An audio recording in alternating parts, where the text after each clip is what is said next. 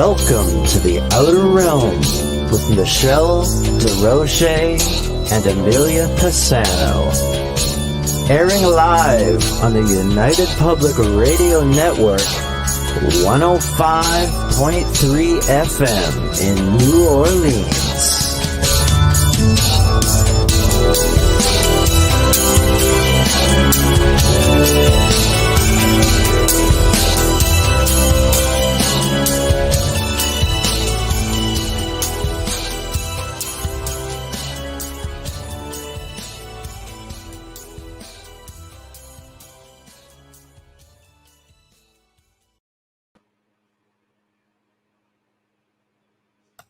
Good evening, everyone. Welcome to the Wednesday night segment of the Outer Realm. We are broadcasting live on the United Public Radio Network, UFO Paranormal Radio Network, 105.3, 107.7 from the beautiful city of New Orleans.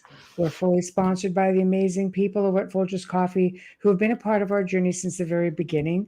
And that's a few years now. So we're very grateful for you. Thank you, Folgers. We appreciate you so very much. Also, big thank you to Dr. Snick, aka Justin Snicker, the sonic surgeon, for his contribution of his voice and his music and his time for the intro that you just heard, and for the outro that you might hear once in a while if time allows. So he's an award-winning composer of Halloween horror, sci-fi, and dark wave electronic music, which can be found anywhere that good music can be found. Also, big thank you to Steve McGinnis, the artist behind the banners and logos here at the Outer Realm. So check him out on Facebook and Instagram. Just happens to specialize in the horror genre. So something for everyone. So it's that time of year again. The Outer Realm has been nominated for a third year in a row for the People's Choice Podcast Awards in the category of Best Female Host. Always an honor to be nominated and thought about, so we appreciate it very much, and you will see things come up in the coming weeks about that and any of the other shows who have been nominated.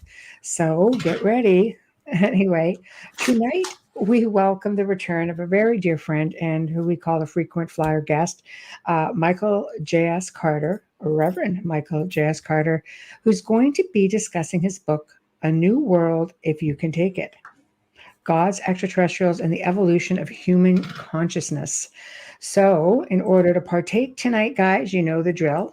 We are on, I don't have to say it as much lately because you guys are all pretty good, but on YouTube, we are on UFO Gods and Extraterrestrials, UFO Paranormal Radio, The Outer Realm, News on the Flip Side on Facebook, Canada's Most Haunted, UFO Paranormal, United Public Radio, and I think I got everything else. Roku. No chat room on Roku, everybody. So unfortunately, you can listen in, but you can't partake. So I think I got it all. Anyway, how's it going?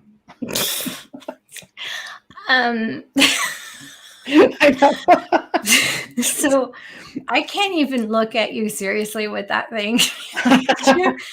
But he's got a Buddha belly too. I love him. I never thought I'd ever say that about something I made him. This is her handiwork. But he didn't look that weird in my house. But, you know, I don't know. I could sit him on my lap. That'd be even weirder. He's pretty big, isn't he? He's pretty big, and he's one of a kind. I'm not making any, so don't message me. He's like the size it's only of for Michelle. Great. Yeah, it's only for Michelle. I try when I do special things not to, like, I never made another Peppa Pig except for Prince. But I try to make them as original and unique as possible. But this is it really made me laugh. I'm a little scratchy on the voice. It really made me laugh. I turn in and I'm in and we have our pre-thing and I'm just looking and I can't even talk to her. I love him. I do love him. He was definitely a work of love. I do love him. Dolly says you and Preston have a thing going on with the green guy. Well, thank Bubbles for that one. He's a big one too. He's only supposed to be this big. So, you know, I'm just saying, like, I just changed everything. I changed all the rules, but that's what you have to do when you have a pattern, right? You have to make it yours. But anyways, I'm so happy you're enjoying him. It's just a little weird because it's just the second week. So it's like, I know. She's going to be chillaxing with me right now. Michael Carter gets to come on tonight and chillax as well with him. I wonder if, you know, the Greys ever visit and wonder if, like, what is that? But Greys do visit. I think they just Do you think check that they him out play and with say, him? "What's up with this guy?" Maybe they can name him while they're at it. I Yeah, don't know, we're but working on that. That I know, I one's know. tough. Hey, there we go, guys. Let's name the alien.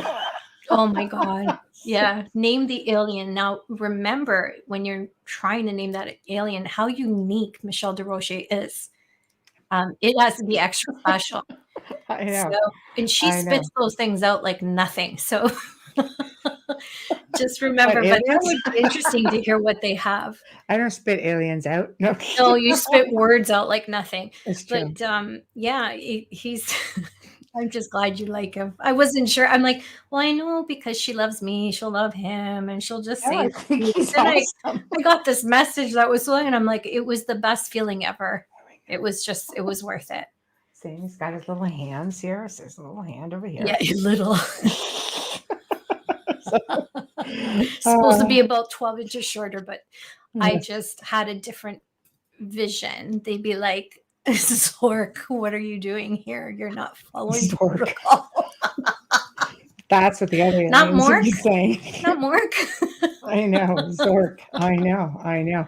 So good show tonight. Yes. I'm really looking forward to. I've sent Michael, the link, and there he is. Yeah, I have to everybody. write it. Here's a guest of honor. Oh. Hello. Hello, everybody. Hi. How are you? Okay, long time. And I know we don't even have to do like the formal intro anymore No, because you're no, just no, like no. one of us. No, yeah. Not him, you. I work with you. I know, exactly. That's exactly right. So we were just Let's talking go. about Amelia's her birthday gift that she made me. So it's Oh, got a little Buddha belly and everything. It's awesome. when was your birthday? I was back in May. Well, May 7th. We were still in May. It was We're on the still in May, 7th. Michelle. I don't really talk about it, but she doesn't let me forget it. Time No, goes. she doesn't Yeah. like talking about it, but I like to celebrate her. That's So a that's day. part 3. Well, why not? Why not? You Yes. celebrate your It's friends. a day, Hi, Dolly. You celebrate your friends. Yeah. Absolutely. Well, happy even though she belated. doesn't like to. Happy belated, Torian. Thank you. Yes. I had to share him because the thing's huge. It's like the size of a 4-year-old. He doesn't I weigh know. the same though. No. My dog weighs closer to a 4-year-old than that does. But yeah, he's very he looks exceptionally large there. But yeah, he even has a neck and a chin. Like he's just the most bizarre thing I've ever It's true. He's got I've ever a little done. double chins. Right now because he's like this. But yeah, he even has like a defined neck. It's like, this is weird. But yeah, I just thought he was cute. It's my little research compadre. Nice. So Very nice. anyway, welcome to the show. It's good to be back. Thank you. It's always a pleasure having you on. And, it's just, there's so many things to talk about. I had to message him yesterday. Okay, what are we talking about? Yeah, we want to talk about this time. It's so much going on. Well, both in the phenomenon and out. So, we always touch on something. You know what? It reminds me of when I have to speak on Sundays. It's like I got 20 minutes to get a message across. Right. And out of the 20 minutes, you can actually have very different, I could take a sermon or a talk out of the 20 minutes. And Yes. so when we talk, we touch on so many topics that, you can actually take one of those topics. It's true. And do, but it's great. It's great. Because that's what we do. Like we always get started. Okay, we're going to talk about this. Then we end up like, it's somewhere else in the different dimension. And I know. I love it though. It's fun. I always look forward to you. When I looked through all your books, I just thought, oh, here's one that will be really, really impactful, I think. Because of the time that we're living in, disclosures, this big thing, and people, I think, are awakening. So we're dealing with that whole evolution of consciousness, and I don't know. I think in a way we've gone through a few years of people questioning themselves and their faith. And Mhm. when you have a lot of time to Yes. sit at home, Their faith. you can't go anywhere, you think a lot. Well, no, you bring up a great point because, I'm an introvert by nature, and even on the Myers-Briggs, I'm like an INFJ or something like that. Right. And so for me, the 2 years of COVID was fine Yeah. because I enjoyed being by myself. Right. I have my family and that, I'm but same. basically, I but for know. my friends who were extroverts, it was pure hell because they needed that energy. They needed to be around other people. Having said that, but yeah, like you said, if you used it, there was a lot of time to be introspective. There was a lot of time to take stock. And you can only do that when there's not a lot of noise, not a lot of distractions. So, Mhm. It was a great time for that's a great research. point you make, that you need the time to we hear a lot about privilege um and I have the privilege of in order to do what I do, or to be a thinker or a philosopher or whatever, you have to have the privilege of time. Mhm. Do you know what I Agreed. mean? And a lot of people don't, because you got your kids and you're running and you're going and you're doing, I got to get to work and what, and it's easy to forget that. Mhm. And so I have that, and I don't forget it. And I'm grateful for it. But I have that time. My church tells me, now it's getting ready to change, but ever since COVID, they said, we only need you here Tuesdays and Thursdays. And obviously on Sunday, if there's an emergency or if there's pastoral care, of course I have to go out there Monday and Wednesday. But Mhm. because people weren't coming, I had that time. I got my library here, and I just worked from home, but I had time to Mhm. think and Mhm. to reflect Right. and to slow down. And that's a Mhm. gift because, That's the big one. Slow everybody doesn't have down. the time. Yes. People don't know how to slow down. I don't know how to slow down. I'm sorry. I was just going to say that's funny I know. coming from you. I was homebound. I I was was a choking good on kid, that man. I and didn't go going, is my anywhere. And I still didn't slow down. I was researching constantly, just Right. constantly researching things Yes. and learning. And, then I take the dog down, drive by the river, come Yeah. back, do it Yeah. again. Yeah. Right? No, I'm with you. But you can make the time. You make the time. You're Yeah. worth it. You're worth 5 minutes of meditation, or doesn't have to be sitting in the lotus position. You could be walking your dog. You could be Mhm. dancing. But I mean, whatever it is that gets you to release Yes. that stress, Yes. that doingness. And it's Right. different for everybody. Yes. But it's nice if you could meditate, but you can contemplate. You can Mhm. sit on a bench. I can sit down here. Just something where you're not constantly moving all the time, and Right. you're not having to do. And that's, I tell you, it's a privilege, because most people don't have it because they're so busy and in survival mode. And that's not a critique, but most Americans are just trying to live day to day. That's so true. Yeah, it's true. They're But just trying to live, yeah. and they don't have time to think about this or that, or it's survival mode. So Mhm. you got to break it, because otherwise your life goes by and you're like, well, where did it go? Mhm. Because you It become a was a good human. time for reflection, for sure. Yes, you For become a sure. human doing instead of a human being. Right. Right. So you basically took this time and decided to write a book? Sorry. Yeah. You're right. That's Yeah, really pressing. that's I went there. exactly no, that's exactly what I did. I had, remember, this was back in 2014, 2015. I had a head of steam. I just started doing Ancient Aliens. I went to I was invited to speak at Contact in the Desert. So, strategically, this was a good time to keep my name out there.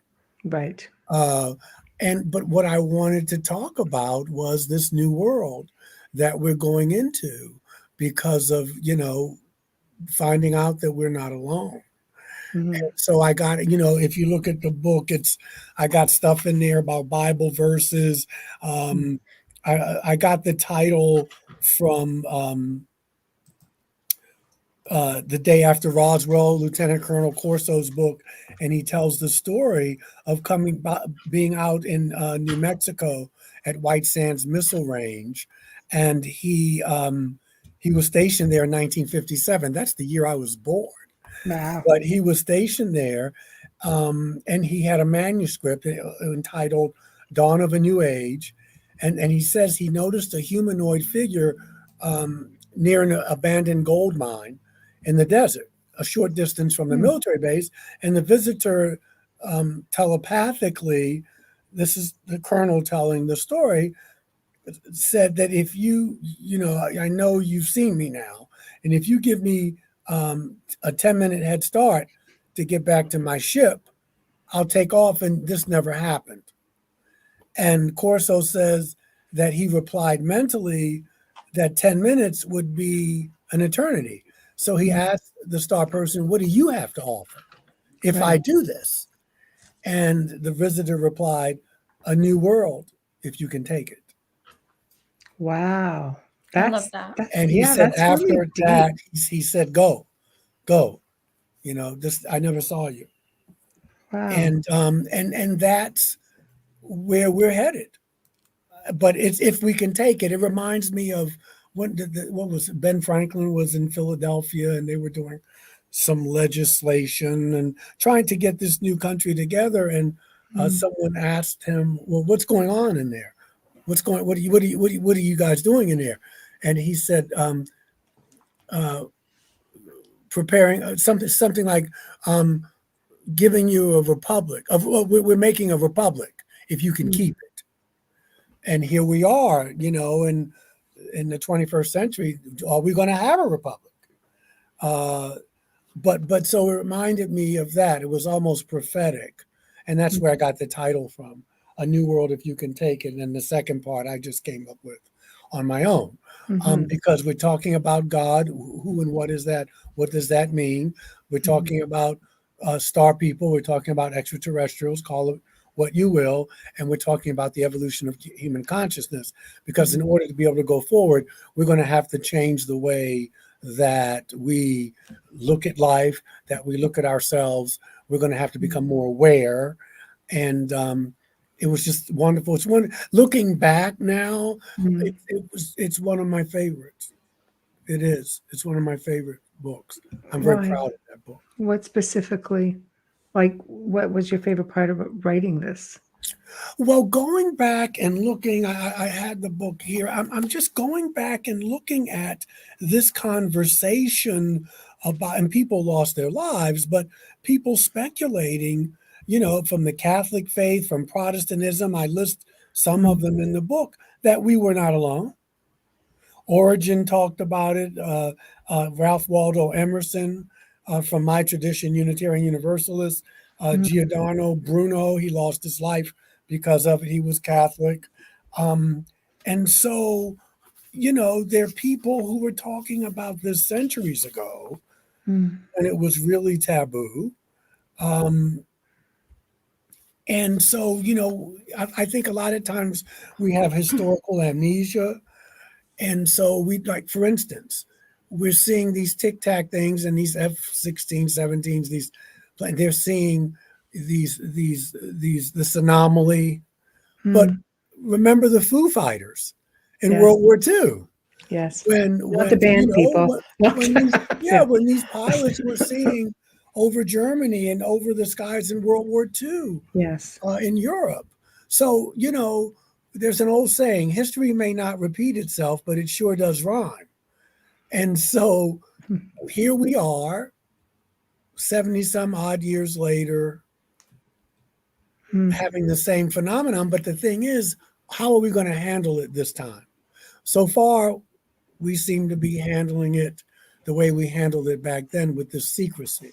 Let's not talk about this. But now that's not totally true, because we're starting to open up more.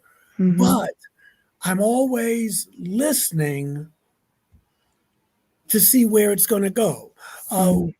We had Dr. Nolan, Gary Nolan, just came out last week and came out and kind of spilled the beans. He has high-level government contact. He's a very talented individual.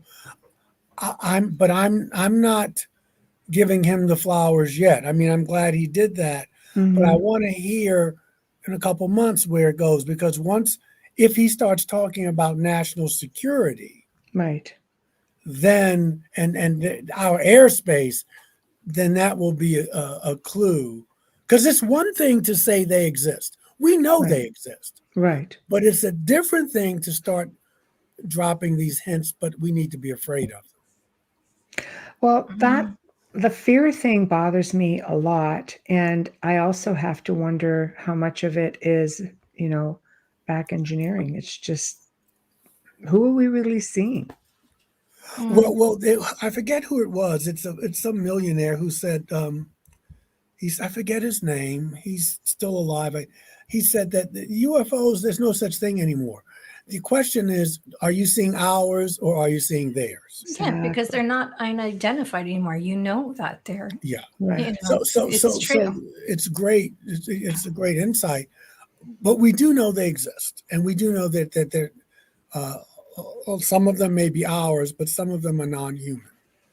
Is that why they changed to UAP instead of UFO? I don't think it is, Amelia. The military has all these acronyms, and also I feel that they have to be in charge of the narrative. So they come up with this new thing. It makes it sound more official. It makes them seem like they're more in control, which they aren't. And so I just say a rose by any other name is still a rose. You can call it UFO, UAP, whatever you want to call it. It is what it is. I think that the only reason that our government is throwing these little bones to us is that they realize, just like we realize, that no lie lives forever. And you can't keep a lid on this thing, because one day someone's going to take a picture of not only a craft, but it's going to be someone in the craft or getting out of the craft, and you won't be able to explain it away.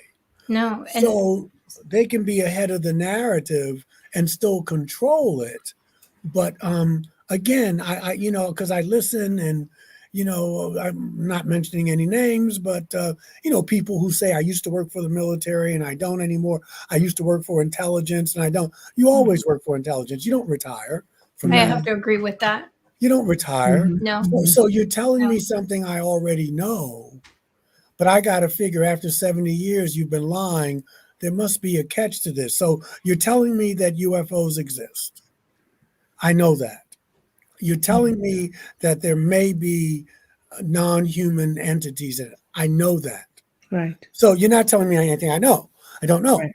But I want to hear where you go with it, because if you start talking about we need to be afraid, then I know you're still working. And I want to be clear here to listeners. I'm not saying that every being that comes here wants to hold hands and sing Imagine or Kumbaya. I'm not saying that. Right. But what I am saying is that so far, with maybe few incidences, no one has fired at us, or it's been pretty peaceful, if you will. So I want to say that, but I know that we need an enemy. We spend several, $24 billion. We spend more money on defense than any nation on earth. And so you need to have an enemy to keep going back to Congress and asking for that type of money. And I got a feeling that we will one day live to see at least a certain portion of our government telling us that these beings need to be fired on, that they pose a threat. Right. Yeah. Right. Well, here's a question for you from Dolly. Yeah. Hi, Dolly. I guess that's supposed to say. Hi, Dolly. Michael, do you see that? Oh, sorry, my eyes today. I have Huge, to. I have to huge think issue. a huge issue is coming, and the governments are aware of it and are using ET for their agenda. I speak Dolly. Sorry. Yeah. No, I do see that. I think about what it's a great question. Stephen Greer's book Disclosure has a wonderful chapter with Carol Rosen, who was friends with Werner von Braun, who came here. He was a Nazi. He was working on their rockets and everything, and he came here with Operation Paperclip when we allowed a lot of Nazis to come here and work for our government. And she talked about, this was in the 70s that this happened, but she said that he told her, and I may get the order wrong, but he said first the American people were going to be told that it was terrorist. Then it was going to be Russia. Then it was going to be China. And then there was going to be one more enemy. And then lastly, there would be an extraterrestrial card. And we're seeing that. You know, yes, China and Russia have always, it was Iran, it was the Middle East, it was Iran, it was terrorists, you know, all these enemies. And she said that she was told by him that the last enemy we were going to be told about was extraterrestrials, and that would all be a great lie. But he told her that in the 70s. So, you know, when we're asleep, these folks are thinking. It's almost diabolical in a way about how to keep the control and the power that they have. Yeah. Yeah, I agree. And I think with that being said, you're always going to have, I mean, the money has to keep coming. You know, it has to keep coming. There's too many projects that need paying for it, and war means money. It's that simple. Always. I agree with you. I don't believe that they're all here to cause issues, and we don't know, you know, who's out there. We know for the most part, you know, who people have had experiences with, but you know, there are hundreds, if not thousands, of different races out there. So, and the thing that gets me is they're not all from the stars. Some are already here. Some have been here long before us. We're just one more cycle of a civilization making our way through this on this big rock floating around in space, you know. And I think if we go back to the ancient people, they emulate who they respected. Look at the monuments, look at the petroglyphs. You know, there seemed to be a good coexistence, at least, going on there. So where did that change? This is a question I like to ask. Where did it change where we as a race became fearful of all these beings who, I mean, you look at the Hopi. There's no fear. There's huge respect there. Go back and look at the Inca. Just go back and look at all these civilizations, you know. Yeah. When did it change? You know, I don't know. I think, well, I don't know, period. That's end of sentence. I think that there was a mixture of both, though. I think there was fear along with respect. I certainly see that in our religious life. And so, you know, yes, Dolly says the government's taught us to be afraid, and I think so. And I think maybe at that time there were some things to be afraid of because it was the unknown. I would say this.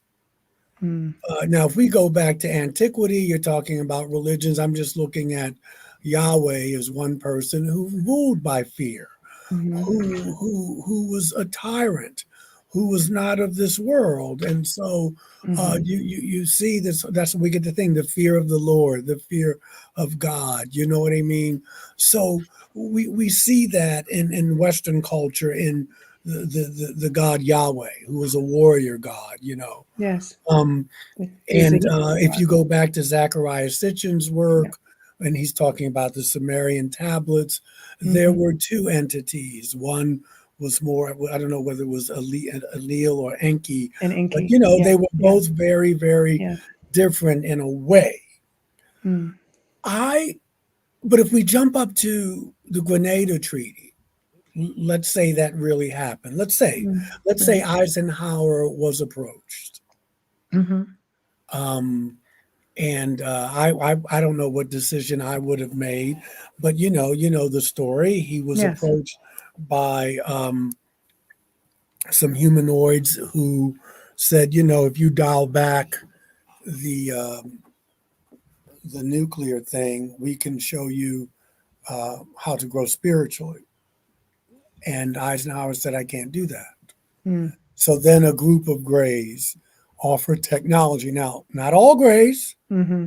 a group of Greys. And, they make this pact, the Grenada Treaty, and it was broken. Right. But Eisenhower knew, we can't stop you. And so, he was supposed to get a list of names from people who were taken. And then, the cattle and stuff started. And so he realized that they had kind of gave him the okey doke and they were just doing what they wanted to do. Mm-hmm. So, but we want that technology. Mm-hmm. We wanted the technology. Right. We didn't care about the spiritual part. Right. Okay. And we all face that every day. I mean, that's the macro level, but we all face that choice every day. Mm-hmm. It may not be as upfront as that, but do I want to change my consciousness? Do I want to evolve? Because Mm-hmm. if you evolve, then you'll get the other stuff. It's like in the Agreed. Bible when Jesus says, "Seek ye first the kingdom, and everything else will be added unto you." Well. The thing about one of the things about, and I know I'm saying a lot of things. One of the That's things okay. about some of these star people is that they have found a way to have this, not all, but to have this evolved consciousness Mm-hmm. and still be able to deal with technology, because that's what's getting them here. Right. These ships, these probes, Right. these, and if we had that, if we had that consciousness, we wouldn't be in the mess that we're in today. And it's not going to happen like that, but you have to be willing to change. Mm-hmm. So, but there's that fear. In order, going back to the original question, when we were taught to fear, I can't say exactly a demarcation when, but that was the way to keep people controlled. It always has been, and it always will be. Mm-hmm. I If, think Roswell was the instrument for that. I do. I think it may have started there. Well, yeah, I think we could say that. I mean, on one hand, Michelle, Amelia, it's happened way before. I by my calculations, because religion is kind of my thing. I'm going back to West. I'm going back to not as far back as the Sumerian tablets, but when Yahweh came, even though it's based on the Sumerian Yes. tablets, and that's what Sitchin was talking about. But here we have this God, and which has all even 20 some centuries later, we're fearing God. You're supposed to fear God.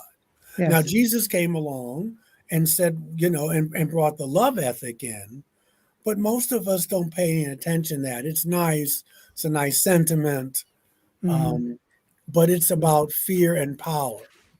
Right. And you see that even with so-called religious people. The fear of the extraterrestrials, though, we could say kind of started with Yahweh, but in our modern times, our governments have been telling us. First, they said they didn't exist, and now they do exist, but you need to fear them. Same thing with religion. When I was talking about this 25 years ago, there were no evangelical or more conservative brothers and sisters talking about it. Then they started talking about it. They said, okay, you're right. They do exist, but they're evil. So I call that progress, because now they do exist. Right. But again, there's the fear thing is But that they're still fearful. but they're fearful. Right. It's a tough pill to swallow, because you're conditioned from the time you're a small child. Yeah. And you take this with you throughout your life, and to try to have an open mind with something like that. I mean, we've had guests come on and say Jesus was an extraterrestrial. Oh my gosh, there are people out there just that's blasphemous, but it's just, and then you have people, very logical about, the research going, no, think about it. Yeah, I mean, I an say advanced that. race I who think he was a could do all these hybrid, and miracles and I make no bones about it. I just sit back and go, I'm open. Well, I'm open. Hit me. but there's always going. See, the thing is this: there's always going to be people like that. Mm, Doesn't make them bad people, and you can't see. The thing is that you can't let that energy keep you from going forward. right. We see it happening now in our politics and our religion. There's some people who want to stay back Mm-hmm. and keep the status quo because change is anathema to them. They're afraid. But life always goes forward. Now you can go with it. You can go kicking and screaming, or you can be a dinosaur. But Right. life always goes forward. Right. And so you're never going to get 100% consensus that everybody's going to agree. Mhm. But you get enough people, and then you can move forward with something. And what's the old saying? Yesterday's blasphemies are today's truths. Right. Right. Yeah. Go ahead, Amelia. Sorry, this is going to take us back a bit, but I'm so curious to know if you heard about yesterday on a podcast. They discussed the UFO sightings in California from 2021 over a Marine base. Mm-hmm. Did you see that hype today? It's everywhere, including MSM. I did not. Jeremy Corbell joins a podcast and he talks about, and he shows the videos of the triangular aircraft hovering over a military base. This film footage was captured by the Marines on the base. Let me know. Look into that and let me know what your thoughts are. Because like I said, when I see triangular, I always think, Many people they do believe it's Air Force. It's one of ours, the triangular ones. And I have a problem because it's right over a Marine base and they didn't catch anything. Like it's evident and it's very, very shaped. But see, don't get caught up in whether it's true or not. No. Because it is true. They probably did. It's the same thing with the Phoenix Lights. At one point, they threw some stuff up saying that it was these. It's the old okey doke. It's to keep you off balance. It doesn't matter what technology it is. Yeah, all we need to know is that we're not alone, and that we need to change our consciousness to go into this new world. And really, Amelia, I get it. But I mean, how many times you're always going to get footage of something. Yeah, I just find it really strange that it's out 2 years later. It almost feels manipulated and purposefully. I'm not disputing whether it's real or not. I just wanted your opinion because I'm like, why now? Why 2023? Obviously, this man's making a film. And he's calling it a possible sighting, but you look at the footage and you're like, well, that is definitely something. There was like 8 lights. It's triangular. There's clear footage. And you've got conveniently a whole bunch of Marines filming this. Well, but it was spectacular to look at. I know Dolly's saying it's not real and it's ours. I'm sure but it is. But you can go on YouTube. I go on Facebook and I see all kinds of stuff. Yeah. And sometimes I just scroll past it because it's like, how many of these things do you have to see? And it's good for conversation, I guess, but it's like, look, we're not alone. Some of them are there. Some of them. I'll give you an example. I bought a book by this guy, Marshall, Allies of Humanity. I didn't like the book, but he made a good point.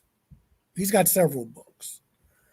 He's coming from this position of that these beings are here to take our planet and our resources. And he uses the example of, look what happens to Native Americans. And to me, that just struck a chord of, it's deeper, but you're afraid that people are going to do to you what you did to them, racially. But that hasn't happened. And it probably won't. The point I'm trying to make is that the thing he does say, and I buy it, he says, whether you think that they're all good or all bad or in between, you have to develop your spirituality in order to deal with this phenomenon and going forward. And so to me, that is the game changer, because we will always be given and shown, is that real? Is that not? Is that ours? That's been going on. And it's a distraction after a while. I mean, you just go, okay, I've seen this before. You know, I don't know whether we're so hungry for our government to throw us a bone because they've been lying for so long that they're finally going to tell us the truth.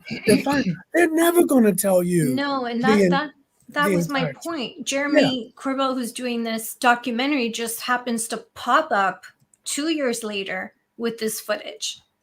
It's like, for me, it feels manipulated. Like you said, I agree with everything that you say. Yeah. It feels like it's fear mongering. It's building it even more because there is way too much footage on cell phones nowadays. Which actually makes me think along these lines. Obviously, they want us to become more, they want us to have this evolution of consciousness. They want us to awaken because that makes us stronger. Some of them do, some do, well, yeah. I think a lot of the good,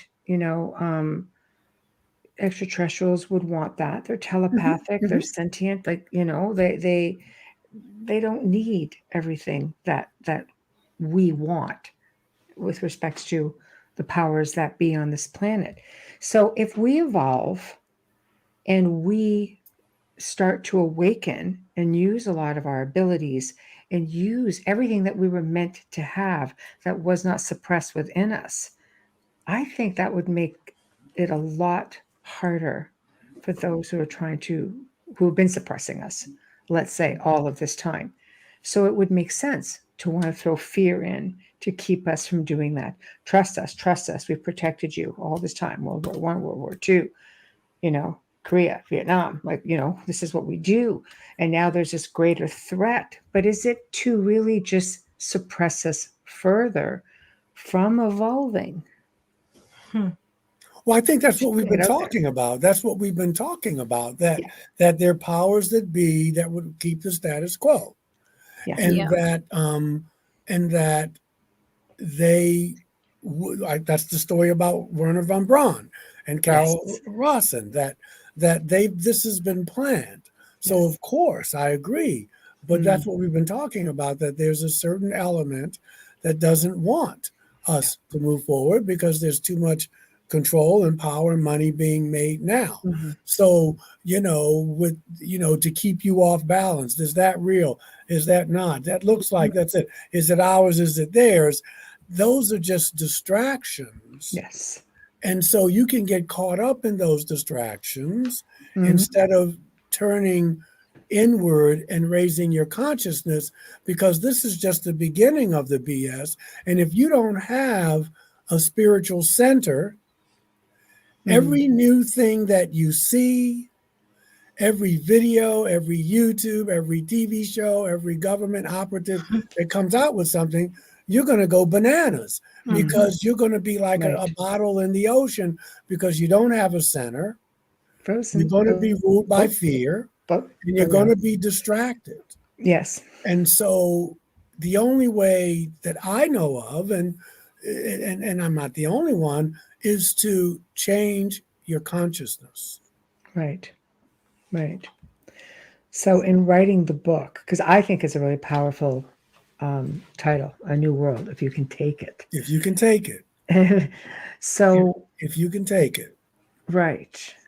So in choosing this title, in a way it makes this sound like it's going to be a bit of a rough ride if you can take it. I think that a lot of people can't take it. I think the powers that be can't take it.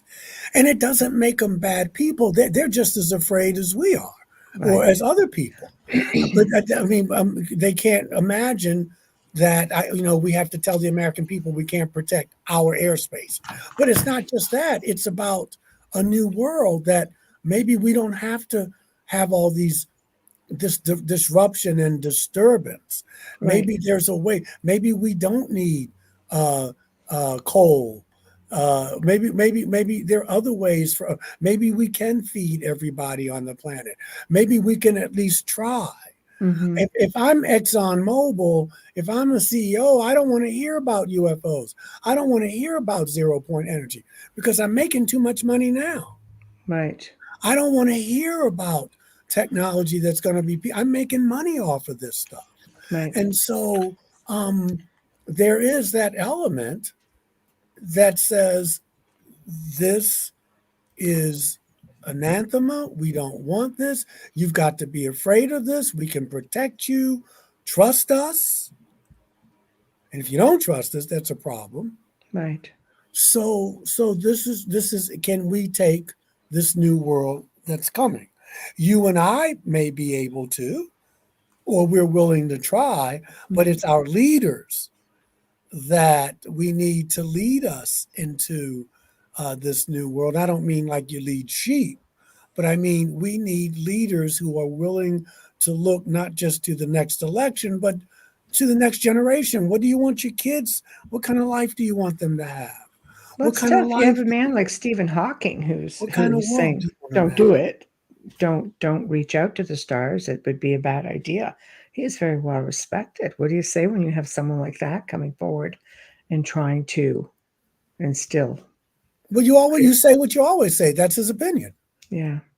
I mean, because Stephen, that's his opinion. That doesn't mean it has to be my opinion.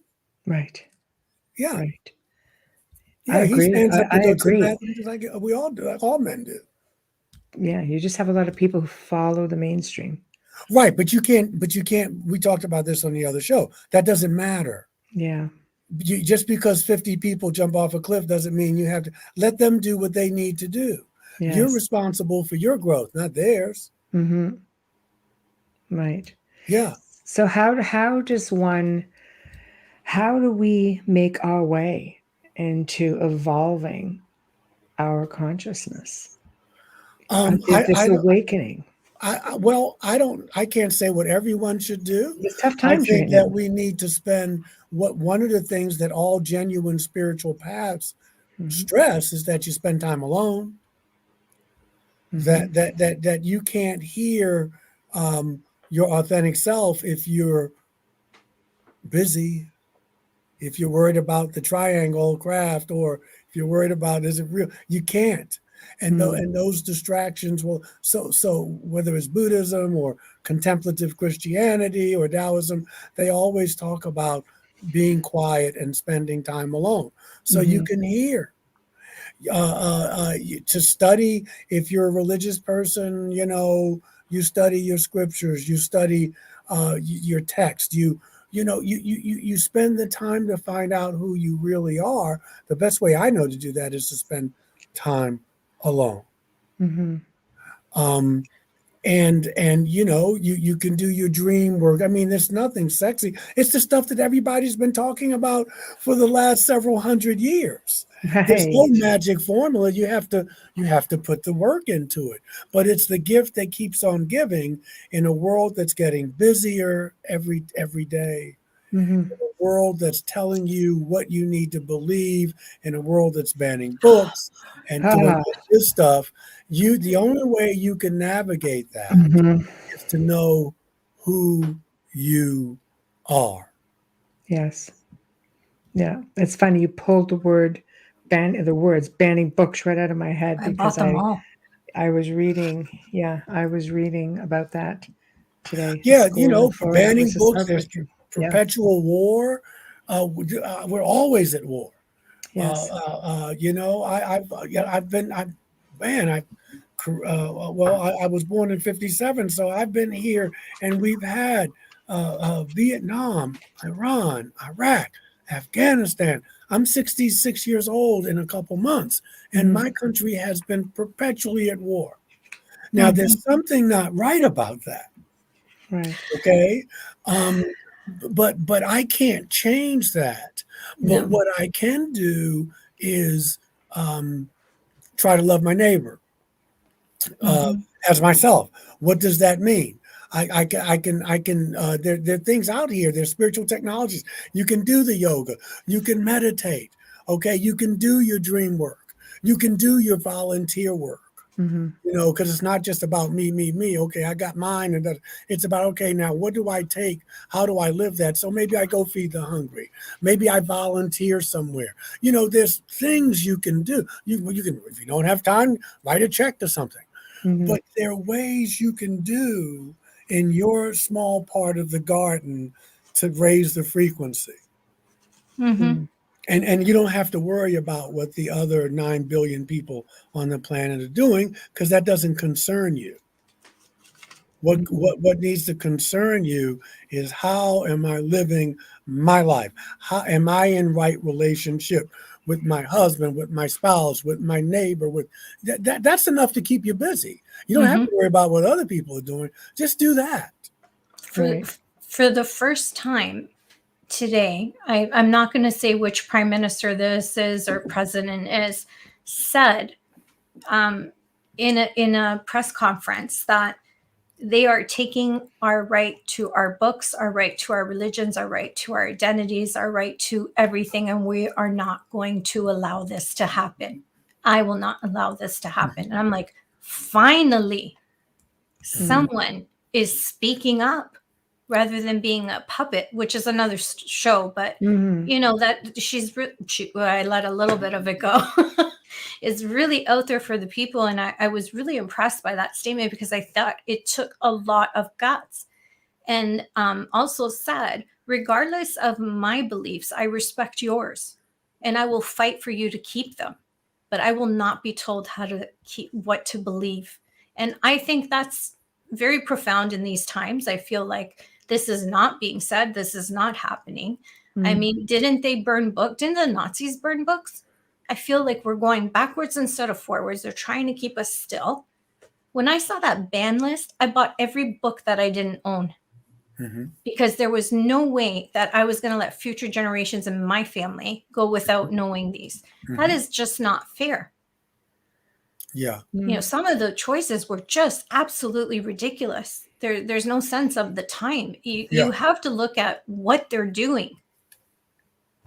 When people say, "Oh, I wouldn't read that anyways," it's not about that. It's about having the right to have it if you want to read it. Yeah. Yeah. Amelia, I agree with you. There are a lot of people who are fighting back. It's just not publicized. No, that's why I was impressed by this leader today. It's a lot of people. Obviously, Marianne Williamson is talking about it. Even Tom Hanks was saying something. And these are kind of pseudo celebrity folk, or celebrities, not pseudo, but there are people, everyday people. I know in my church, because Unitarians are very socially active, social justice oriented. Reverend Barber is still doing his thing for the poor. Thank you, Ms. Garza. But it's not going to make the news, because they don't want you to think. See, part of this whole thing is to think that you're helpless. It's psychological warfare, actually. That's what they were saying. Yeah. And so, but you can do, I mean, before I had my visitations, the old Christianity wasn't working for me. I was raised in the African American Baptist tradition, which I still think is beautiful, but theologically it wasn't for me. I was moving, I was going. I don't knock it, it just didn't work for me. But once I started reading existential philosophy, reading metaphysics, attending, the right people came my way. I started having experiences that weren't necessarily from off-world intelligences. So all you got to do is put your first foot forward, and things will happen. If you don't meditate often, say, you know what? I'm going to make it a point to meditate 5 to 10 minutes every day. You're worth that kind of time. Maybe you only do 5 minutes, but just that's how it starts. And then, I'm going to start reading some other things that are going to lift me up in the mornings. Maybe I'll read some of the old Seth material, or, whatever it is, what you know what you like to read to get you going. And so now you're starting a practice, and that starts working on your inner life. Yeah, routine does. Yeah. It's like I go to the gym to swim. Okay, but my point being is that we exercise the physical muscles. Everybody, summer's coming. You want to have the 8-pack stomach, and you want to have the butt and the bikini Yeah. and the tight jeans. But you can do nothing wrong with that. But you can do that with your spiritual muscles too. Mm-hmm. Right. And so, if you like being around people, maybe you go to the metaphysical church, or you go to you know what you need to do. Your spirit will tell you what you need to do. I think the key is listening. But and that means you got to be quiet. That's right. We're not in that means we're not living in that world. I agree with Dolly on this one too. Yeah. We're not living in that world. Is chatty. Shut up. Yeah. Everybody's just too quick to share their opinion and not listen to someone else's. I feel in my soul that it's so important to step into other people's cultures to understand where they come from. And you will realize that we are very much alike. And that's a big step. And then once you can get past that and you're more loving and accepting, you're raising that consciousness just by asking people questions about their lives. And I just find that important. I know it's a little bit off, but. Well, trying to, I think, doing whatever you have to do to raise your vibrations. The universe is about vibration and frequency. That is a mathematical fact. So I think a big part of that is consciousness. And I think people, this awakening that people are going through, I think they need to recognize it, because I think when things start happening, if they don't understand it, they back away from it. People don't like change. Yeah. They're not good with change. A lot of people aren't good with change. No, no one likes change except a wet baby. That we know that. But this has been going on since time immemorial. So it depends. For me, for about a year and a half, I went to a soup kitchen, and I fed, because a lot of things with new thought and metaphysics and stuff, it's very individual. But the thing is, you got to remember, and that's been the big critique of new thought, that okay, you got yours, but okay. So I said, okay, what can I do? So I decided that every Wednesday I was going to be at this church. It wasn't my church, it was another church, and for an hour and a half I would be there. Now that's I'm still meditating, I'm still working and doing, but I'm also helping my fellow human beings. It's not just like I'm a monk and maybe I've been in other lifetimes. I'm just sitting in a cave and it's all me. And I don't mean that in a selfish way. If you're called to that, but you got to take your gift. Picasso said, the purpose of life is to find your gift. The meaning of life is to find your gift, and the purpose is to give it away.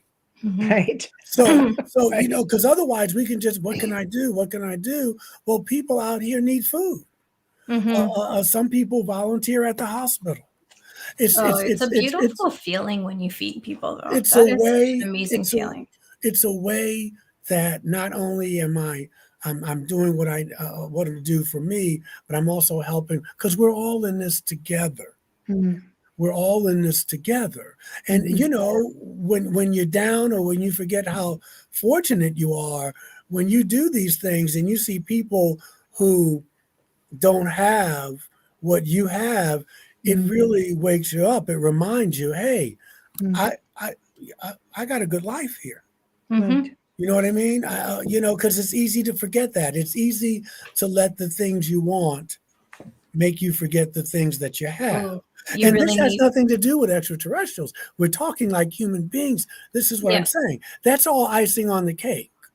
Absolutely. But there are ways to go out. Sometimes I speak for free for people. I do energy healing with people. Some people I don't charge.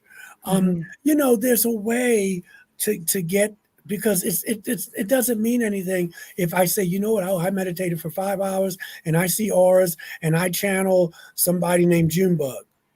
Okay. But that's me. What am I doing for out here? Because that's where the rubber hits the road. That's because we can get really self-absorbed. No, especially nowadays. My favorite saying is stay in gratitude, happiness lives there. If you find one thing, I try to find 3 every day, but if you they say that you can change behavior by finding 3 things to be grateful for every single day for 6 weeks will change your life. You'd be surprised at how simple that is. And I'm a firm believer in build a longer table, not a fence. So I always try to extend first. And if it's not taken, then I know that I shouldn't be doing it, but I always try.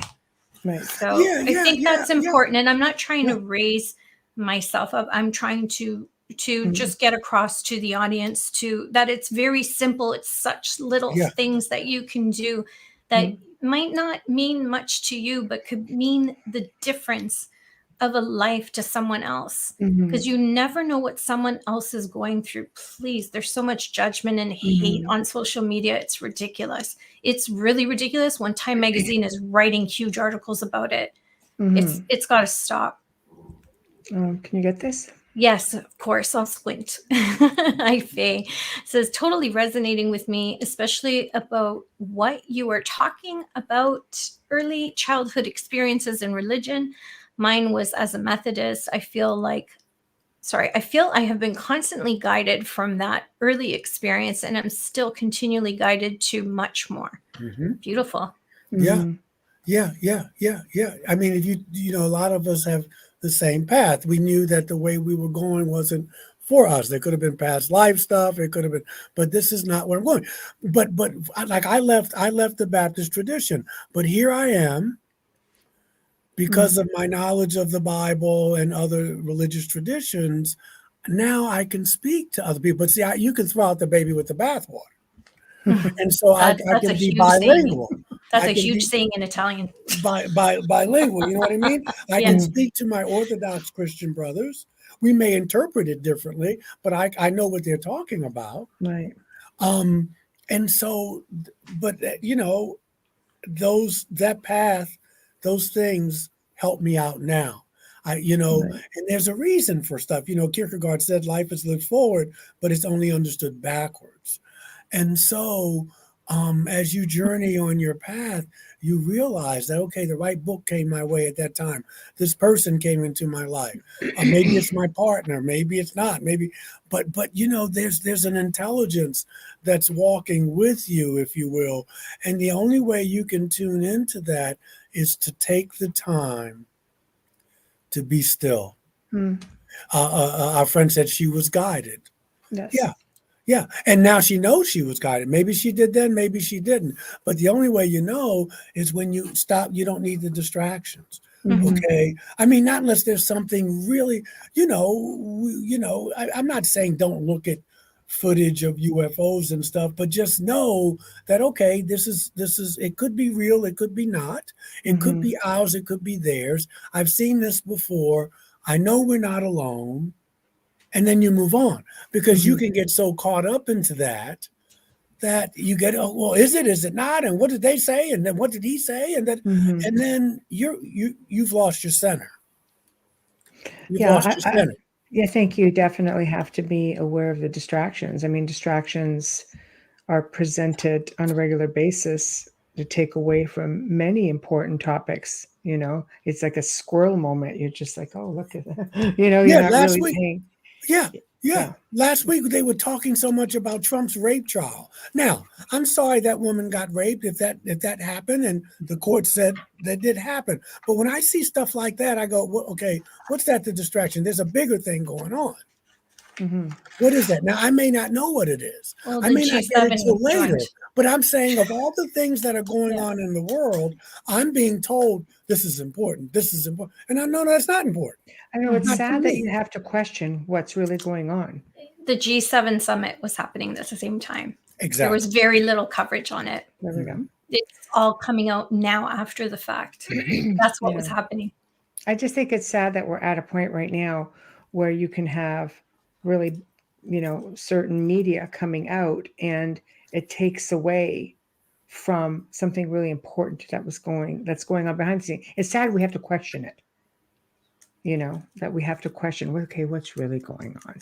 Like, it's sad that we're at that Well, point. but that's part of the waking up you were talking about, Michelle. Yeah. Waking up doesn't always mean that it's kumbaya. Right. Waking up means that, oh my God, Awareness.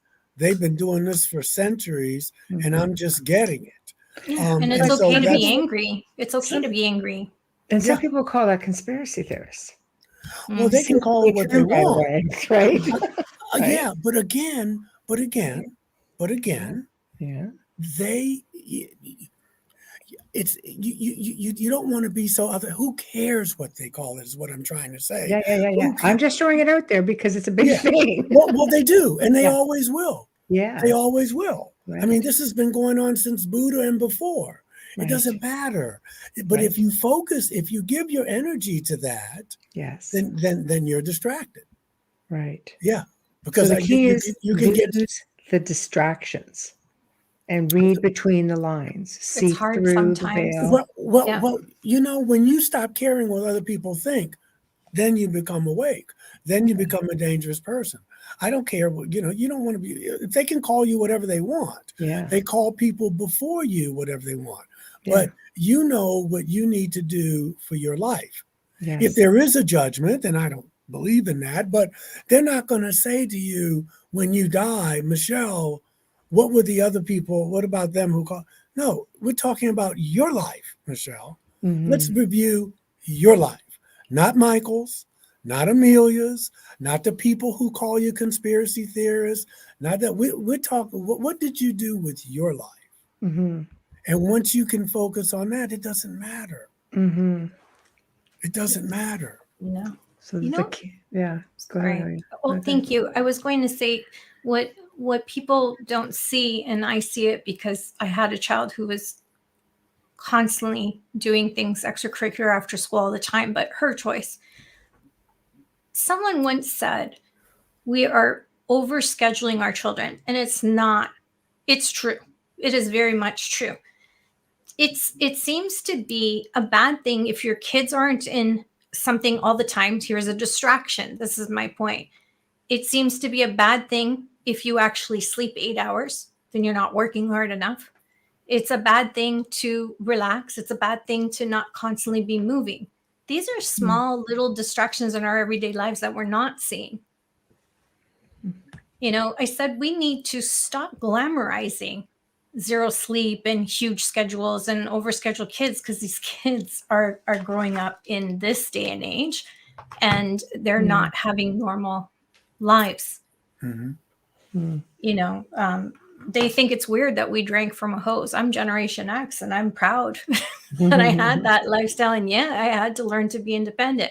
That was who we were. It was just a different time of life. But I feel like some things old need to be new again. Yeah. Yeah. Chris's theory on... Yes. Hi, Chris. They used to call women witches and burn them at the stake. So what people call you might matter. Maybe. I guess it depends who's paying attention or who's doing the name calling. Yeah, that case is... don't let it get to you. I think that finding ways... I think the whole theme of this is finding ways to be alone with yourself and connect with your higher self, obviously, because you need to evolve into your consciousness. And that collective consciousness also is connecting to everybody else. And I think that people who can reach that plateau embrace it. I think there's a lot of people out there who don't recognize it. So how, if somebody was saying, well, how do I recognize once I've been there? We've talked about, some things tonight, but what, like in writing your book, what were you hoping that the I readers. was hoping this. Okay. And I hear your question, but that's a personal journey. Yes. There's no formula. If Right. you do A plus B, this will happen. Yes. But some people don't you will recognize it. know, people will know by how their spirit speaks to them. Right. When I wrote this book, I Mhm. had obviously experiencers in mind and people who were struggling with religion or just trying to get a context.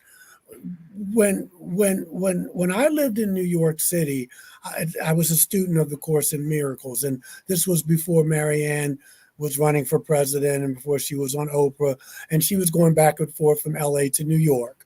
It was at the age was in its heyday, so she had a big gay following, but not only that following. And so when she came to New York, I would attend her lectures, and she said something that still sticks with me.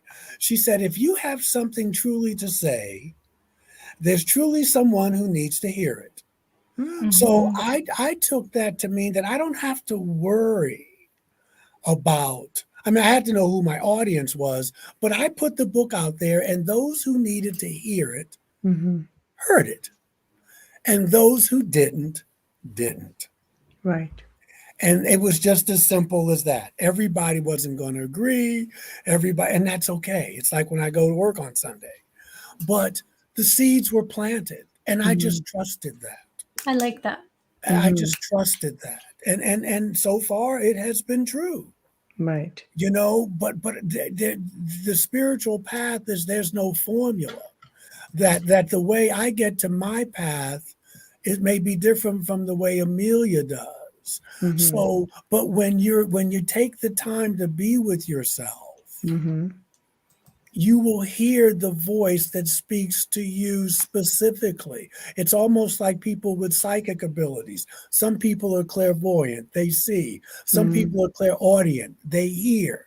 Some people are clairsentient. There are different ways Right. Yeah. to The be five sisters. to have psychic gifts. Well, Yeah. your spirit, everybody's spirit will speak to them in a different way, but people have been saying this and doing this. The Hindus were doing it 5,000 years ago, Yeah. that you Levitating. have to find time for yourself, whether it's in nature, whether they call it going into the cave of your heart, whether it's I'm sitting here in my office, but each person will hear it differently. But one thing that's universal is they all say you have to spend that time. Right. That's How do monks about levitate? as simple as I can put it. You've got to spend the time. Mm-hmm. Well, there's a huge difference between spirituality and religion The per se, practice, and I the think elevation, the frequency. spirituality is that tapping in to your consciousness. I believe religion per se for me has always been something so organized. I found that I could be in touch with our creator or with source just by taking a walk in the woods and just by sitting there and being still. Hug a tree. And I laugh. People say, tree hugger. Yes, because trees will willingly exchange energy with you. They communicate with one another. They speak. Just everything speaks. Just listen. And listen to what source is telling you. You don't have to go and sit in front of somebody always. Some people have a difficulty in hearing or being still. And what I think religion and church offers is that group, that energizing, because that can also be very invigorating. Yes. Because I mean, we've had, I've had family members who are just like, oh, you got to come and see how the Baptists do it and all the singing and I so actually really like that. I did. I went one time. I said, yeah, I went a lot. I'd love to partake in that because it's to see what it's all about. And holy wow, was it full of energy and the singing and dancing? And I'm like, you sure didn't do that in Catholic church? Yeah. No, they want you to just listen and sit there. Stand up, sit down, kneel. Yeah. So yeah, I think people find, people find what they need down different roads. Exactly. And that's the key. When you know this works for me, I know that bad religion, and when I say bad, I mean religion that's disempowering, religion that divides, but I know Dr. King was a very religious man. Yeah. So I wouldn't say that he wasn't a spiritual man. I mean, he gave his life for what he believed. Yes. But I will say that for people who say, I don't want to go to organized or disorganized religion, I want to focus more on the individual, and then that works for you. Some people can do both. Some people say, I need that fellowship. I need that experience. I need the smells and bells. I need the incense and hymns and all that. And that's okay. Right? You talked about cultures, Amelia. Well, this is a different culture where people I'm very worship, open to that. and that's okay. But again, the thing is, though, is that can change consciousness. And if we're going to get out of, if it's going to work, if we're going to get out of the mess we've gotten ourselves into, then we're going to have to, collectively speaking, humanity is going to have to come to a different realization. Now, listen to what I'm saying. Humanity is going to have to. But notice what I'm not doing, concerned if they don't. Because I have to do what I have to do. Because I can't control 9 billion people. But if we're going to make a shift in where we're headed, then there's going to have to be this energy that's going to help us transform. And that can come from ourselves, right? Inside of us. It may come from outside, from our spirit guides or extraterrestrials, whatever, other human beings, other beings. But, we have to do that for ourselves. And then by doing that, you are helping to change the planet. By working on yourself and going out and having this gift and sharing it, you are doing as much for the planet as if you were an envoy going to Ukraine and doing shuttle diplomacy between Ukraine, Russia, China. That's important as well. But we all don't have to do that, and we all aren't equipped to do that. But what you do in your community is just as important. And we can easily forget that because we think it has to be grandiose, but it doesn't. It's the everyday spreading love. If you don't like the word love, then use the Buddhist word, compassion. But that's what this is about. And there's data and there's stories about even extraterrestrials telling us this. Paying it forward. Excellent. Excellent film. True story. Right. That is a good example. We have to take a really quick station and sponsor ID, please. Yes, you got to pay the bills. Absolutely. Especially since they're keeping us. You got to pay the bills. That's real. That's right. And those us being folders, they're keeping us. So we're very fortunate. And congratulations, by the way, on your nomination again. Thank you. Yes, thank you. We're very excited. It's just thoughtful that people think of us.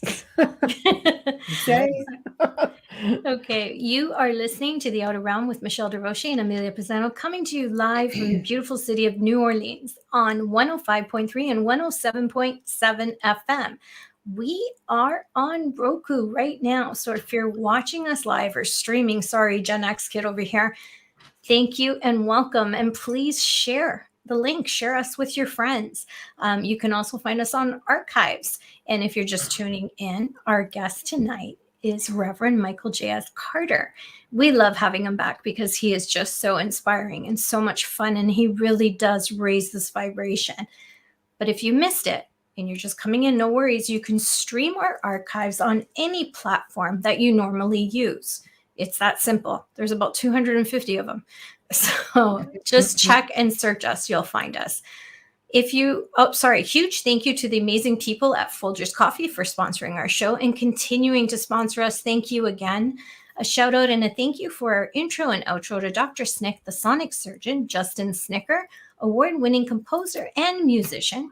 You can find his music on Amazon and Bandcamp, and check him out on Facebook and Instagram. He's always dropping links and little clips of his music for you to sample. If you are listening to us on Facebook or watching us on Facebook and YouTube, please make sure to give us a like, hit that subscribe button, and please share us with your friends.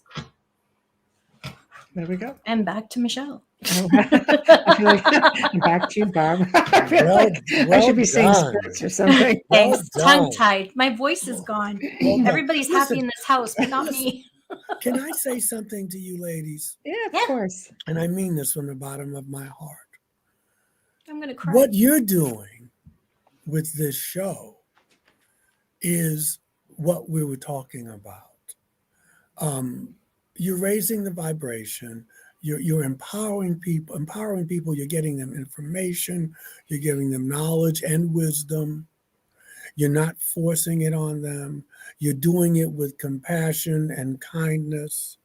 You're doing it with authenticity.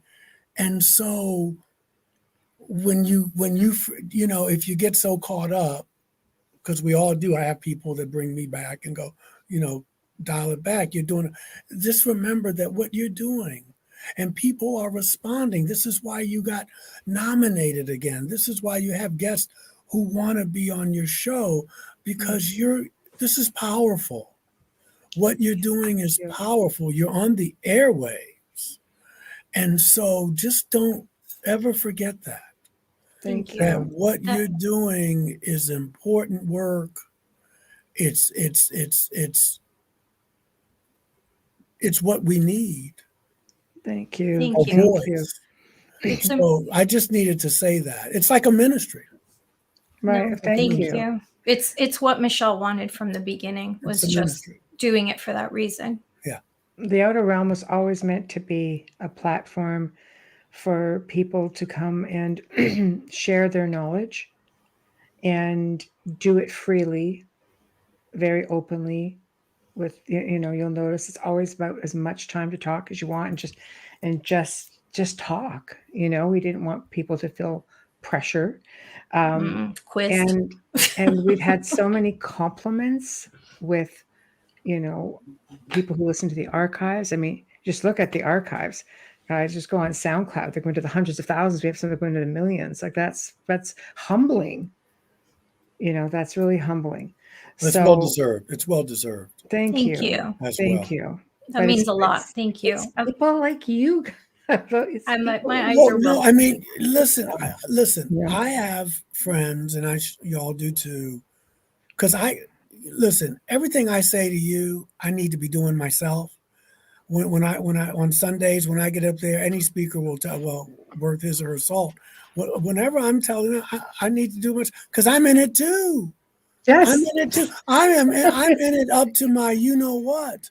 Yes. And so when I'm telling you, Michael, I'm saying, you got to go out there and meditate a little more. I need to be doing that too, but I try and do it. Yes. And I'm playing it forward, play it forward. Thank you, Wayne.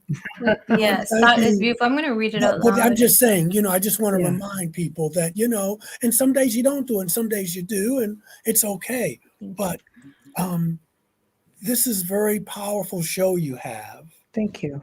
And, and people are responding. So, like Marianne said, if you have something to say, there's truly someone who needs to hear it. And people like Brother Mallows, and they come, and Sister Garza, they come. And so there's your Brother Carr, there's your affirmation. Brother Phoenix, Chris Phoenix, I think. Yeah. So Brother Clark, that you're on, that you're doing what you need to do. Right. That's crochet. Yeah, you know what? Thank you. Thank you so much. We're proud of the show, and we're humbled, by people who enjoy it and want to come back week after week. And we're so humbled, for us to say we've got 3-4 month waiting list. It's very humbling that people wait that long. We had to move it back to 4 months because it was almost 8 at one time, and we couldn't keep up with it. And we're like, we can't book you that far ahead. Schedule that? Yes. Yes, See, yes. your cup runneth over. And that's because you're doing what you need to do. And people take the time to listen. They don't have to listen. When I go to church on Sundays, they don't have to be there. They could read the Times, have a cup of coffee. They could make love. They could do that before they get to the church too. But they're taking the time to come, right? Which means that I'm saying something. I'm doing something right. Our churches, and same thing with your podcast. Thank you. Thank you. I'm so humbled by that. Like, I just want to cry. Well, you make it that much more special, and we're glad that you're coming back on. Oh, I love coming on. Oh, we love having you. You're like just part of us. I love coming on. Yeah, absolutely. And so, it's just keep doing what you're doing. Don't whatever people say about y'all. I don't know if they say anything bad, but if they say they're conspiracy theorists or whatever, that means I was just speaking in jest about that per se. Yeah. Yeah. Well, people will say you're conspiracy theorists now. I mean, come on. Yes. You're speaking truth. We took a lot of slack for having Flat Earth guy on. We took a lot of slack for Flat Earth, and we were just like, we're trying to give him an opportunity like everyone else. It doesn't mean you agree with everything people say or do. Exactly. And I always joke around and say, if the common meme that if the world was flat, the cats would have knocked everything off anyway. It's one of the highest archives. It is. Over 2 million people. It is. It was the most difficult chat room to follow because it just flew. I couldn't keep up, and I was just so frustrated. And he was very kind and gentle with us, so much so we had him back. Yeah. Well, that's the beauty. Again, you're hearing ideas and stuff that, like you said, I don't have to agree with it, but you're treating this person like the sentient being that he is, like a kind person he or she is, and you listen. Everybody's not going to agree, but you give people that space, and that's important. Very much so. Need to be listened to. He has people that he needs to reach out to. Well, these people were in full attack mode with us until they realized we're actually kind. Yeah, they were just spitting negative hate, and I'm like, oh my God, I have the thinnest skin. It's transparent. Yeah, I have the thinnest skin. I just want people to be happy and always. I'm that person. So when those were coming out, I'm like, oh my God, I'm gonna hide under my desk and I'm just gonna leave because I can't handle this. And then it turned when they saw the respect that we gave him. It changed, and all of a sudden, that energy that was coming out was so beautiful. The energy right there talks about the awakening and evolution of consciousness. Absolutely. You don't because your vibration was high. Yes. Mm-hmm. You don't have to agree with other people. You're making my point for me. Yeah. Yeah. I find people insult too easily now. And I think we live in a world of communicating through text. We don't sit on the phone anymore. We don't this is great because you're face to face and you're having that conversation, but over text, over memes, over social media, there's no feeling behind that. You can't tell. It's just your assumption and how those words make you feel. You don't hear or you'll feel it. Mm-hmm. And I think because we live in that type of a society, it could make it very difficult to wake up in that manner because people become conditioned, and it's really difficult to tap into those emotions of wanting, feeling that vibration, feeling that frequency go up. Yeah. But you're doing it. You're contributing. This is the easy part. You're contributing, and so that's all that matters. That people have a place to tune in, and to see, and to hear, and to be respected, and so Oh, thank you, Neil. I'm no longer into it either. That's why I'm a Unitarian Universalist. but I don't throw it away. I think Neil just tuned in. That's why. So he just caught part of it. I don't throw it away. No. I have some statues. Well, there's of Jesus meditating and what have you. I can't get rid of him. Not that I tried, because I'm a man of the West. I was educated in the West. I'm born in the West. That story means something to me. Yeah. But I don't say it has to mean something to everybody. No. And so you take what you need. I know people say, well, Michael, you have a salad bar religion. You just take what you want. But it's cute, but it's not about that. It's just that rather I think for myself, and I just don't swallow things whole just because someone told me. Now, I know people who the Baptist tradition still works for them, Catholicism too, and they're good people. And I have to, and that's good, because otherwise I could fall into that trap of, well, no, you can't do that. You can't write people off. I love the Catholic rituals. I love the smelling bells of the pit. I got my incense here. I got my Tibetan bells. I love all that. I love the ritual, so I respect it. The theology doesn't work for me, but that's okay. But you see, you're open-minded. It's some religions don't really allow it. I did You're right. You're right. I did an interview, because I do a lot of other people's shows, and they're You're a right. very, very Christian fan base. Yep. And it was a friend of mine. He goes, okay, Michelle goes, I have a lot of Christian fan base. Okay. I'm just like, I That's always good. behave. I'm very respectful. That is But good. as soon as they saw me, they're just like, is she a witch? Oh my gosh. Yeah. And one woman's like, something's very wrong right now. And I'm just sitting there thinking to myself, goodness. you guys are all killing me, but thank you. And when they found out, what I spent 20 years doing is actually assisting people in removing attachments and helping empower their mindset to take control of their lives. They were just like, I said, looks are deceiving. And they just all went like, I went, no, and we do that all the time. And everybody went quiet. We do it all the time. I mean, it's part of being human. Then they filled the whole Patreon chat room after that, because they had a million questions. Yeah. But I'm just like, man, oh man, you see, like, open your minds. Huge is the moral of that specific little tidbit of story is open your minds, because if you don't, I think being able to evolve that much higher is going to be that much more difficult. And I believe we need to, if we want to exist in a world where so many people right now really want contact. They really do. They really want to believe in something fresh. But we're made to fear. But you could see just because I read a lot. I've spent a lot of time reading. I don't participate a lot on social media because I'm really not on it a lot. But every now and then I'll catch an article. There's certain groups I like to follow. And I love to watch the stories and get people's points of view, because it assists me when I'm having a parlay, like tonight. It gives me an idea where people's minds are at.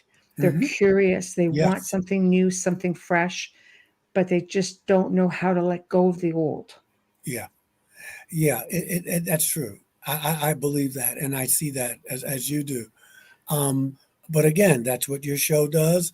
That's what my ministry does. Yes. And I think that there are always going to be people, and they're not bad people. People have different lessons to learn at different parts of their life or lifetimes. So there's always going to be people who are going to say, well, that's distasteful, or that's not where I am.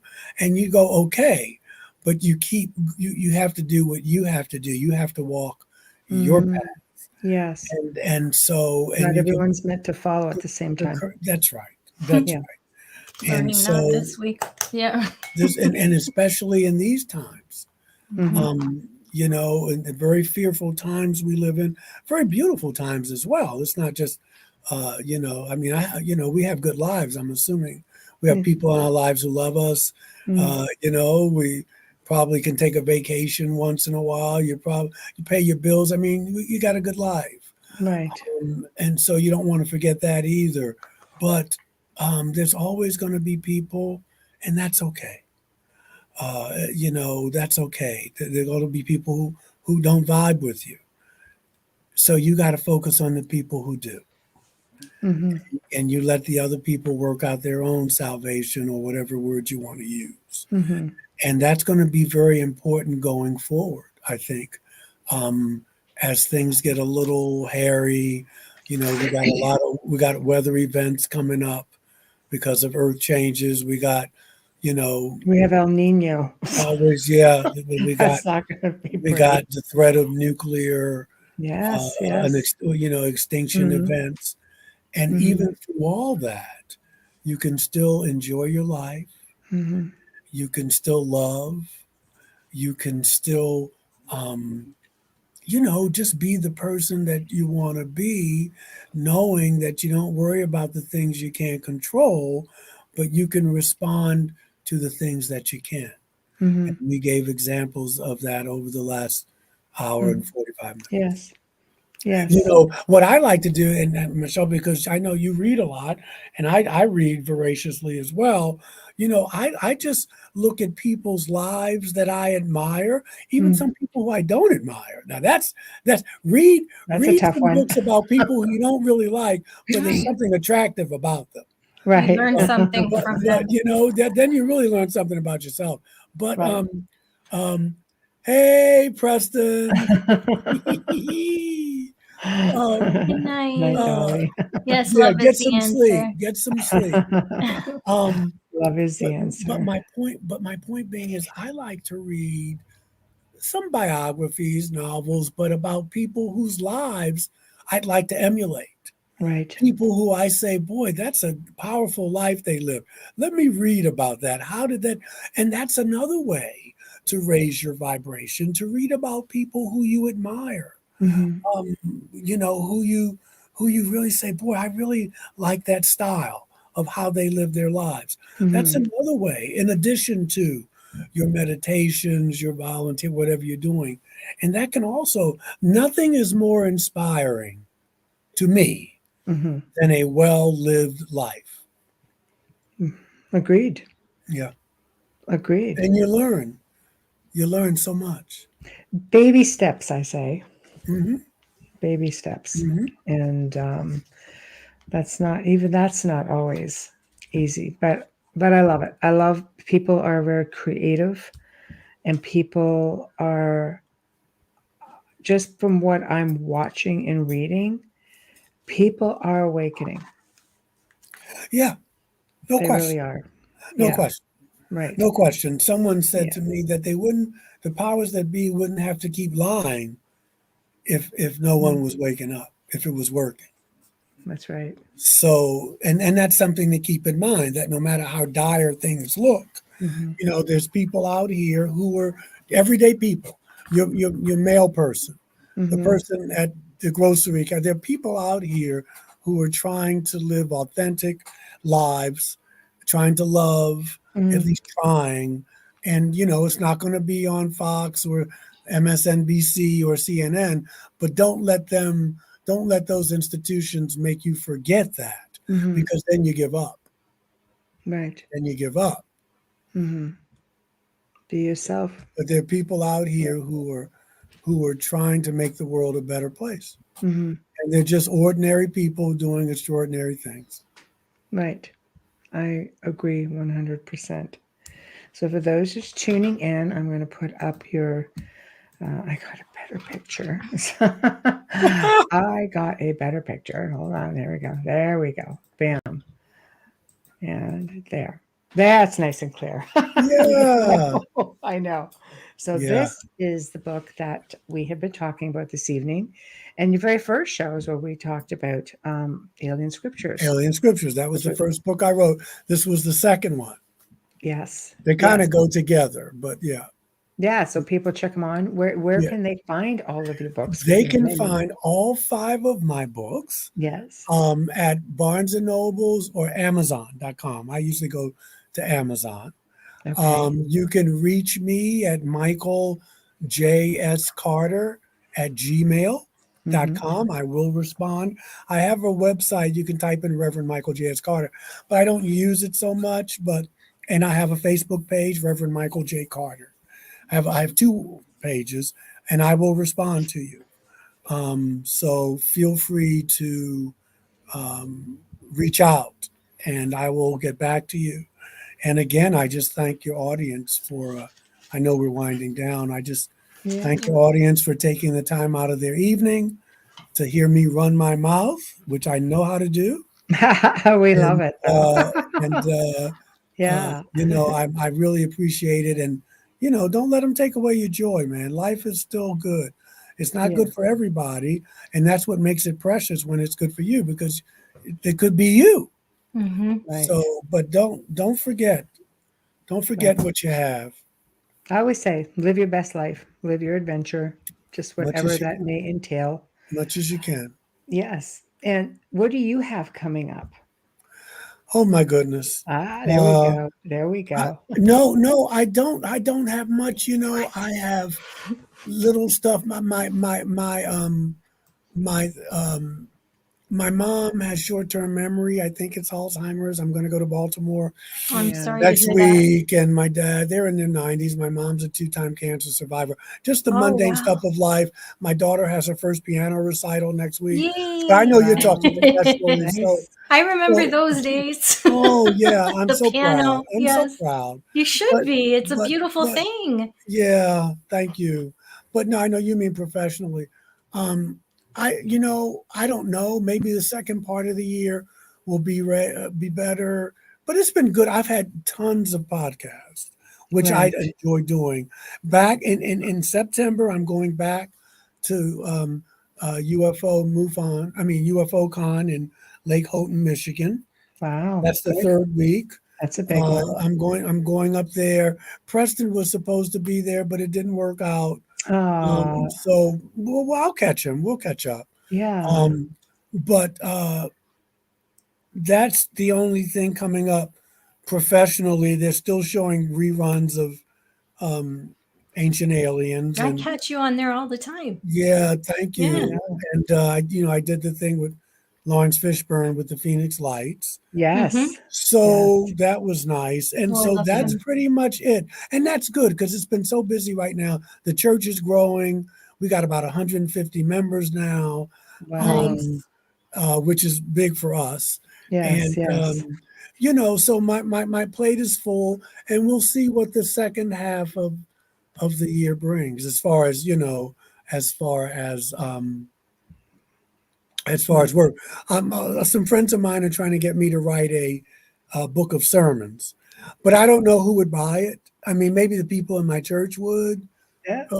You would, Amelia? Yeah. Absolutely. And I know Chris would, because he actually put that. He said, I would listen to a sermon from Reverend Carter.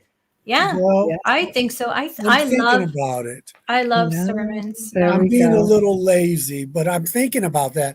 But other than that, I'm just kind of taking it a day at a time. Tomorrow I have a board meeting, so I'll prepare for that. Did you ever think of putting that out there, broadcasting live when you're in church, so that you can reach more people and people can be a part of you because maybe they don't live nearby? First of all, Chris Phoenix, you're not an ass. Thank you. But I appreciate you think, no, you not that I remember, you're good people.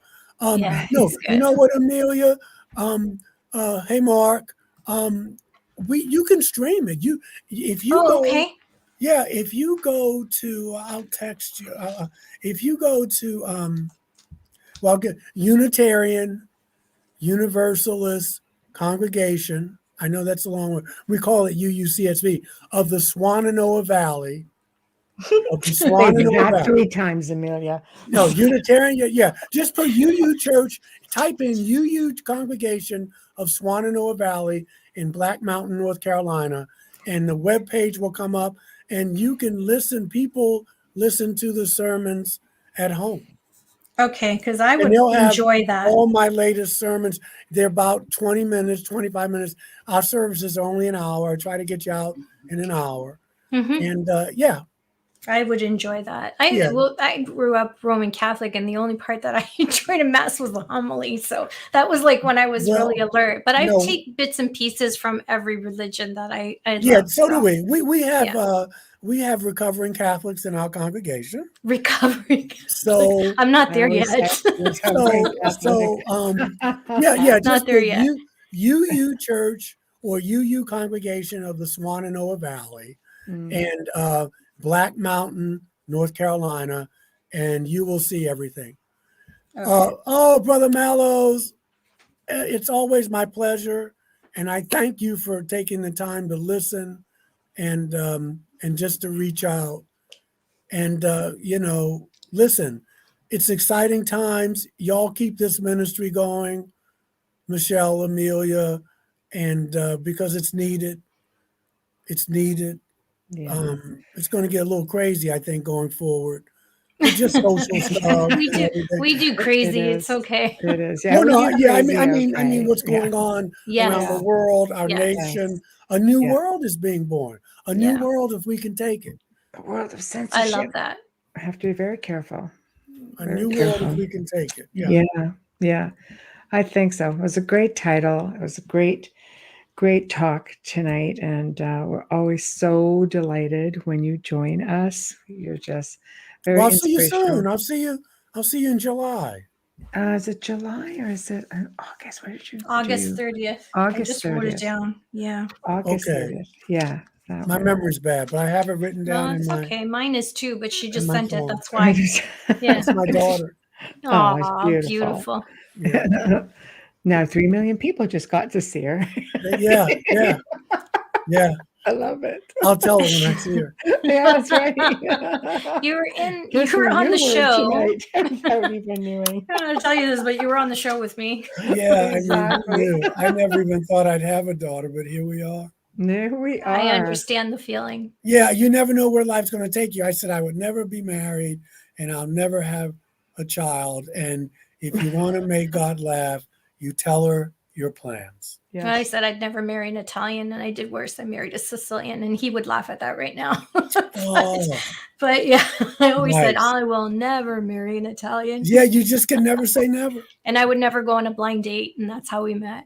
Yeah, never say never because you never know what the world brings you. It was never. Yeah, I never think we wanted to both get married. deserve. Never wanted children. Not that because I didn't love children, because I didn't love the world. That's a big reason for feel not. The world was safe enough. And you didn't want to bring them up in this. Exactly. Yeah. And I had 3, and they're all adults, and they're all doing wonderful. And I'm like, I'm still, a mother bear that they're like, okay, you need to really give this up at some point. I don't think so. Let me tell you, it's a great adventure. Yeah, it is. It's a wonderful adventure. The best. Absolutely. Well, Michael, my friend, I am so. Are we going to say goodbye now? And I'm sorry. Not goodbye. See, we'll say till next time. Until next time. Well, I'll catch you. I'll catch you on Sunday. Yeah. So yeah. Amelia, text me on Messenger if you forget, but let me know what you think. Down. Michelle, we're always in contact. Yes. Just have a great night.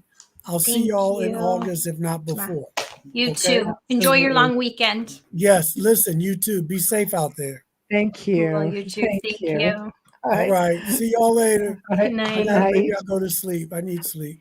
I need my sleep. I need my beauty rest. I'll see y'all soon. Good night. Good night. Bye-bye, y'all. Bye. Well, that was fun as always, but I can't believe how fast it went. It's just always too fast sometimes. But big thank you, to Michael J.Carter for joining us. He is delightful. He is knowledgeable, and he's just such a pleasure to share space with, honestly. So huge thank you to him. Huge thank you to Folgers Coffee for sponsoring tonight's show and every night show. We are so appreciative of them. Also, big thank you to Dr. Snick, Justice Snicker, for our music intro and outro. So thank you. Big thank you, Steve McGinnis, for the artwork that you provided to us. Thank you.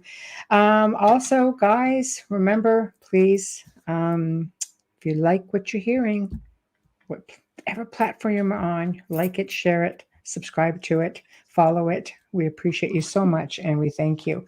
Tomorrow night, the Outer Realm welcomes the return of Chris Stiles, and he's known for his research on the Shag Harbor UFO occurrence out east in Canada. And this time, he's going to be discussing in great depth his research on the book that he wrote called The Shelburne Sweep Clear 5 Mission. And he's also going to be the first guest that we're featuring who will be speaking at the Halifax Paranormal Symposium this coming October. We're going to be featuring the majority of the guests, just so anybody who's interested in going to check them out is going to have some idea of what they're all about. So until then, we shall see you guys tomorrow night. And thank you all for tuning in. Everybody makes it so much more fun. Everybody in chat makes it even more exciting. So thank you. Thank you. We appreciate you as well.